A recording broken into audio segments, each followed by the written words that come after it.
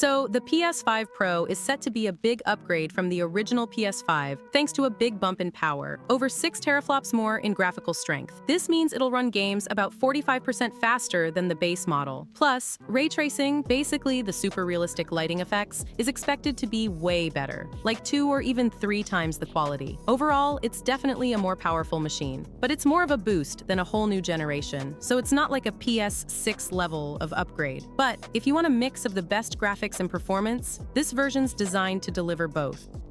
According to Tim Turi from PlayStation, these 55 games are only a sample of what's coming at launch, so there could be more surprises once the console actually releases. The list includes big titles we already knew were getting upgrades, like Marvel's Spider-Man 2 and Lords of the Fallen. But there were some surprise entries too, like the new Call of Duty, Black Ops 6, and Diablo 4. Activision and Blizzard haven't detailed exactly what enhancements we'll see for those games, but fans are hoping for a significant jump in visuals and frame rate. The PS5 Pro is launching on November 7th, bringing boosted visuals with advanced ray tracing, something called PlayStation Spectral Super Resolution, PSSR, and frame rates that can go up to 120 Hz if your TV supports it. This upgraded GPU will let players experience more immersive, smoother gameplay that's been designed to make the most of the new power. Sony's messaging is all about how the PS5 Pro's hardware and these enhancements will bring an extra level of depth to games. And with a launch lineup like this, there's a lot to look forward to. The big question is, what should you upgrade to if you're coming from PlayStation 4? So if you have PS4 games on disc, unfortunately, you'll still need to use the actual disc to play those on the PS5 or PS5 Pro, even with the boost. It's definitely a little limiting, but it's just how Sony handles backward compatibility with physical games. If you're coming from a PS4 and deciding between the PS5 with a disc drive or going digital with the PS5 Pro, think about where you'll be in a few years. The disc version might feel like a better option now since you can pop in your old PS4 games. But with all the tech upgrades and new features, the Pro could be worth the wait, especially if you're okay getting a disc drive add-on down the road. I know it's a tough choice, but going Pro could mean smoother performance and graphics down the line. And hey, you could always snag the disc drive later. Here's how Leah J. Williams from GamesHub describes the Star Wars Outlaws update. Star Wars Outlaws is set to get its biggest update yet on 21st November, with new tweaks and changes planned for a range of features to ensure the best Star Wars experience possible. The update is being led by Drew Reschner, who stepped in as the new creative director. According to Reschner, the focus for Title Update 1.4 is on improving combat, stealth, and character controls. He explains that the first key area of improvement to the game is combat, where we see a real opportunity to add more depth and excitement to the experience, further rewarding your tactics and precision. The goal is also to make enemy detection in stealth mode clearer, and to give players choice in how you want to approach each encounter. Character controls are getting tweaks to improve things like cover, climbing, and crouching, to make everything feel more responsive. Alongside this update, Outlaws is also launching its first major story pack, Veilguard. If you're interested in what's coming, Williams suggests keeping an eye out for more details in the next few weeks. Not bad! It's a giant snake! What would have been better than that?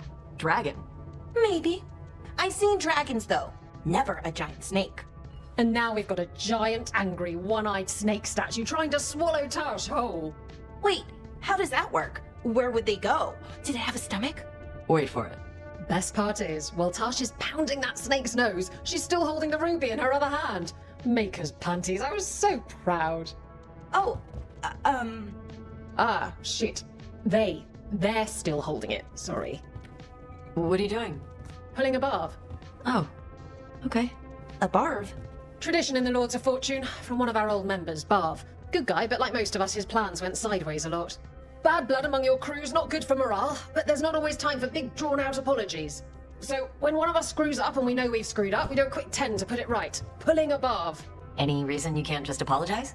Sometimes people say, oops, sorry, and hope that fixes it. But they just want to get the whole thing over with. Trust me, I know. But pulling a Barv, you sweat a little. Makes you think about it a little more. Shows the other person you mean it. What if they mean it when they say they're sorry, though?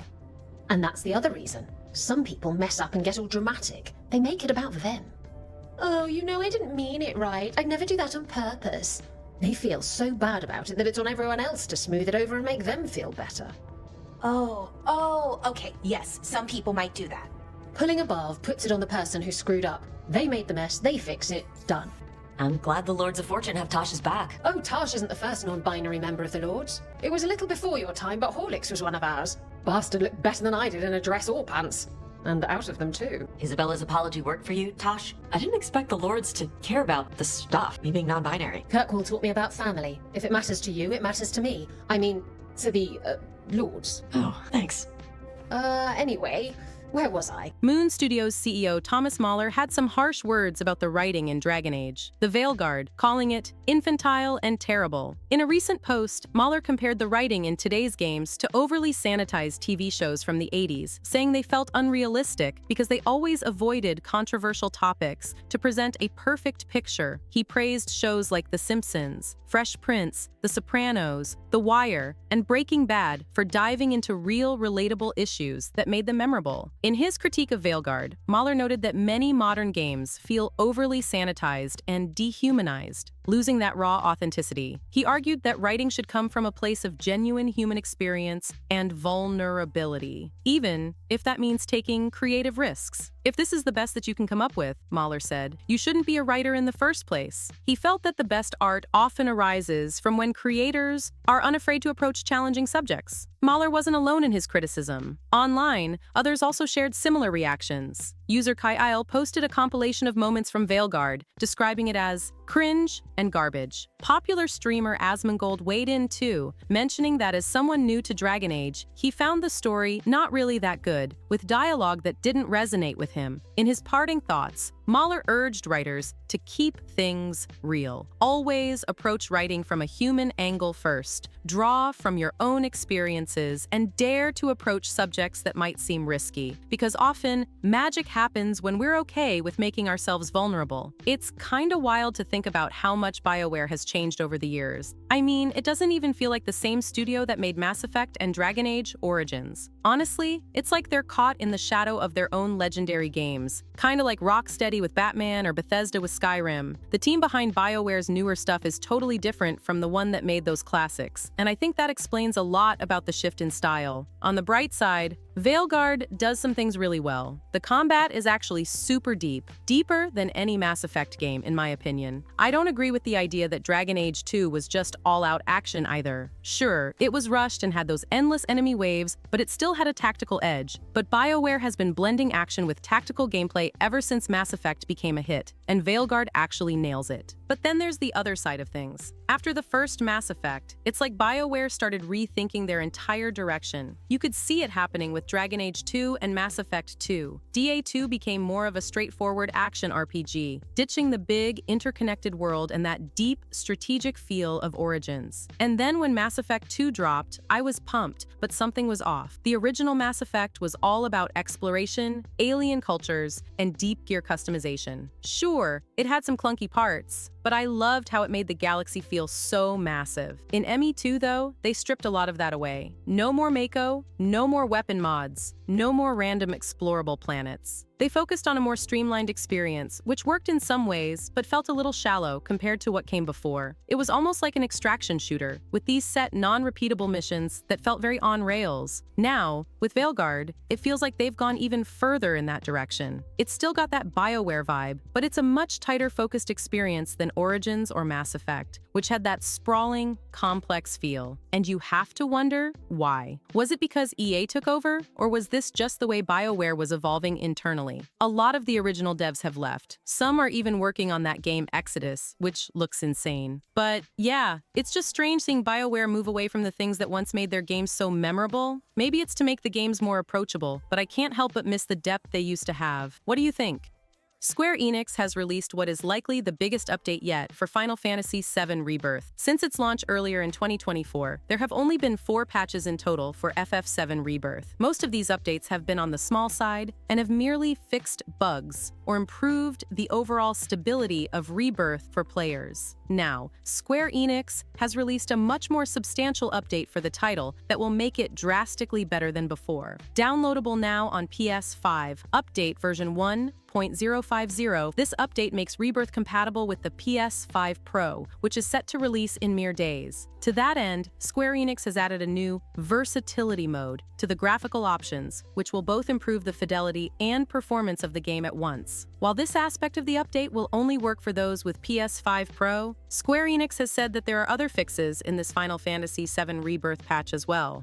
In an IGN interview, the studio's chief creative officer, Tim Willits, expressed his optimism for the future of the game's performance on the upcoming PS5 Pro, with particular reference to frame rates and the Pro's new pisser feature. "What I'm excited about is the upscaling of the graphics," he said. "I have my kick-ass AMD machine and the game looks great, but when I play on the PS5, I play performance. Space Marine 2 could be taken to the next level with pisser." Willits went on to explain, "The Xbox Series X typically outperforms its PS5 counterpart, despite both targeting the same settings and resolution. These issues were particularly prevalent in very demanding scenes, such as the appearance of large hordes of enemies, or using the flamethrower. Much like NVIDIA's DLSS and AMD's fluid motion frames, the PS5 Pro's PSSR frame generation is expected to provide significantly higher frame rates, without any noticeable loss in quality or resolution." While admitting to not being a technical guru, Willits went on to express his hope that, even on the PS5 Pro's performance mode, Space Marine 2 will look better than the current console's quality mode. The PS5 Pro's improved GPU will also provide an increase in graphical capabilities for the console, meaning that, combined with the higher frame rates of PSSR, Space Marine 2 could look better than ever on the upcoming console. However, as yet, no plans have been made to bring the game to the PS5 Pro Enhanced list. Space Marine 2 continues to enjoy plenty of success, DLC and major updates on the horizon. Either way, players can be sure that the developers are doing everything possible to ensure that the game will be at the forefront of innovation when it comes to graphics and performance. Whether or not this will matter so much to players remains to be seen, as Space Marine 2 is selling well around the globe and the game is being met with largely positive reviews as it is already.